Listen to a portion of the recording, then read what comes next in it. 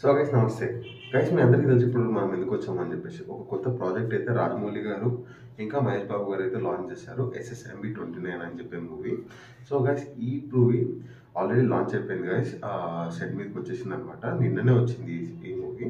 ఈ మూవీ ఎక్కడైతే లాంచ్ చేశారంటే హైదరాబాద్లో అల్యూమినియం ఫ్యాక్టరీ, రాజమౌళి గారికి ఊరి చివరి ఉన్న ఫ్యాక్టరీ గైస్. కానీ ఎందుకు దీని గురించి మనం మాట్లాడుకుంటున్నాం అంటే ఇందులో ఒక స్పెషల్ ఉంది. ఎందుకంటే ఎప్పుడు లాంచ్ ఫంక్షన్స్లో అంటే ఫస్ట్ డే పూజకు కానీ వేరే యాక్టివిటీస్కి కానీ మహేష్ బాబు గారు అయితే ఎప్పుడు విజిట్ చేయరు. కానీ ఈ మూవీ స్పెషల్గా రాజమౌళి గారు రిక్వెస్ట్ చేశారు కాబట్టి మహేష్ బాబు గారు అయితే విజిట్ చేశారనమాట. హ్యాట్స్ ఆఫ్ చెప్పుకోవాలి. ఎందుకంటే మహేష్ బాబు గారు ఎంతో స్టాండ్ తీసుకున్నారు అనమాట. లాస్ట్ కపుల్ ఆఫ్ మూవీస్కి మీరు చూసుకోవచ్చు. ఏ మూవీకి మహేష్ బాబు గారు అయితే ఎక్కడికి వెళ్ళే, ఇంక్లూడింగ్ గుంటూరు కారం మూవీ రోజు కూడా లాంచ్ టైంకి అయితే మహేష్ బాబు గారు వెళ్ళలేరు అనమాట.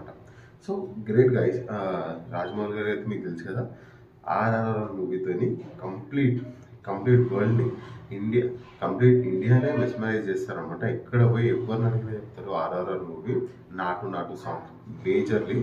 సో గైస్ ఇప్పుడు రాజమౌళి గారి విజన్ ఏంటి అంటే RRR మూవీ కంటే ఈ మూవీని హాలీవుడ్ రేంజ్లో తీసుకెళ్ళాలని చెప్పేసి, అంటే ఇక్కడ బాలీవుడ్ ఇదే రేంజ్ కాదు, హాలీవుడ్ రేంజ్లో కూడా తీసుకెళ్దామని చెప్పి అయితే అనుకుంటున్నారంట. అదే కాదు, విజయ్ గారు ఏదైతే కథా చిత్రం చేశారో ఆయన కూడా ఈసారి కూడా ఒక ఇంటర్వ్యూలో క్లియర్గా చెప్పేశారనమాట. ఈ మూవీ ఏదైతే ఉందో ఎవరు ఊహించలేనంత మూవీ వెళ్తుంది అని చెప్పేసి.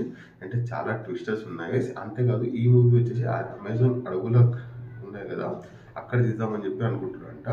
సో అడవుల్లో కాబట్టి ఆల్రెడీ రాజమౌళి గారు కొన్ని ఏదైతే పెట్టారో ఇన్స్టాగ్రామ్లో కానీ పోస్ట్లో, అది మీరు చూడొచ్చు. ఆల్రెడీ ఆఫ్రికా అడవులు మొత్తం తిరిగేసి వచ్చేసారు రాజమౌళి గారు. ఆఫ్రికానే కాదు, మన ఒరిస్సా దగ్గర ఉన్న అడవులు కూడా ఆల్మోస్ట్ తిరిగేసి వచ్చేసారంట.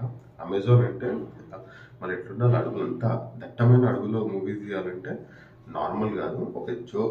ఇంకోటి ఏంటి అంటే గైస్, ఈ మూవీలో SSMB29 దీనికి నేమ్ వచ్చేసి గరుడ అని చెప్పేసి అయితే పెడుతున్నారంట. అనుకున్నారంట టైటిల్, అది ఫిక్స్ అయితే ఇంకా కాలేదు. ఇంకా అదే కాకుండా యాక్ట్రెస్ అంటే హీరోని అంటే మహేష్ బాబు గారు డ్యూయల్ యాక్షన్ చూస్తున్నారు గైస్ ఇందులో.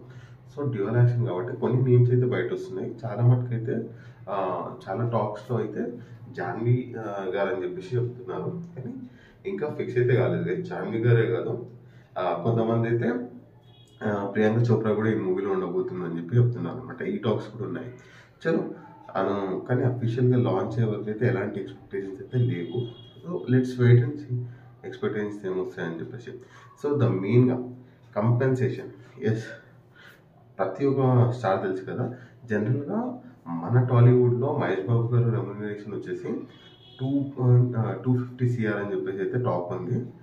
చాలా మూవీస్కి ఆయన రెమ్యునరేషన్ అది అని చెప్పేసి. కానీ ఈ మూవీ కొంచెం స్పెషల్ ఉండబోతుంది గైస్, ఏదైతే ప్రాఫిట్స్ వస్తాయో.